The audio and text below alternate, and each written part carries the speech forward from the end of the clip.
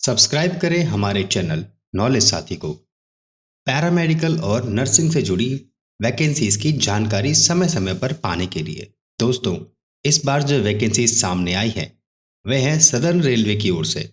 और खुशखबरी की बात यह है कि वैकेंसीज ऑल इंडिया कैंडिडेट के लिए निकाली गई हैं। तो आप किसी भी स्टेट से बिलोंग करते हो, आप इन जॉब्स के लिए अप्लाई कर सकते हैं। दोस्तों, सदर्न रेलवे की ओर से कोरोना के समय में नर्सिंग और पैरामेडिकल स्टाफ के लिए कॉन्ट्रैक्चुअल बेसिस पर जॉब निकाली गई हैं। इन जॉब्स के लिए आप कैसे अप्लाई कर सकते हैं और किस स्टाफ के लिए कितनी वैकेंसीज रखी गई हैं, आइए जानते हैं दोस्तों।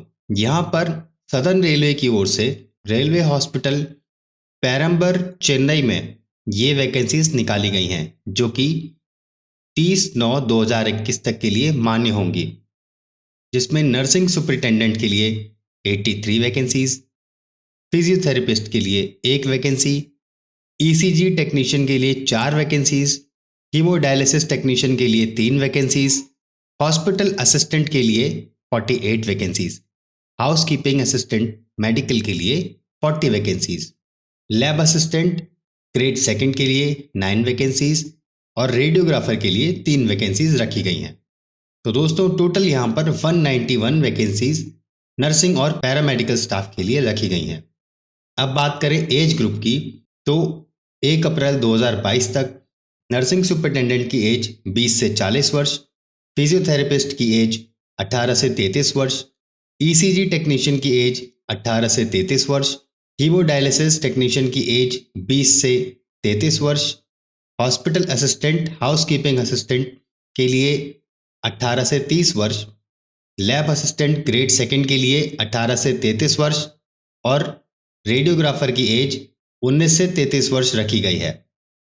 दोस्तों, अब बात करें सैलरी की, तो यहाँ पर नर्सिंग सुपरिटेंडेंट की salary 44,900 in level 7 plus DA and other allowances, physiotherapist की salary 35,400 in level 6 plus DA and other allowances, ECG technician की salary 25,500 in level 4 plus DA and other allowances, haemodialysis technician की salary 35,400 in level 6 plus DA and other allowances, hospital assistant की salary 18,000 in level 1 plus DA and other allowances, housekeeping assistant की salary 18,000 in level 1 plus DA and other allowances, lab assistant grade 2 की salary 21,700 in level 3 plus DA and other allowances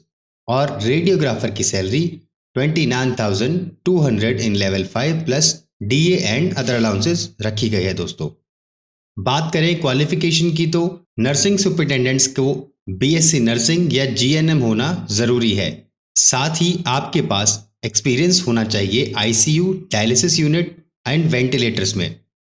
physiotherapist में आपके पास bachelors degree होनी चाहिए physiotherapy में। साथ ही आपके पास किसी प्राइवेट या गवर्नमेंट हॉस्पिटल में 2 साल का एक्सपीरियंस होना चाहिए।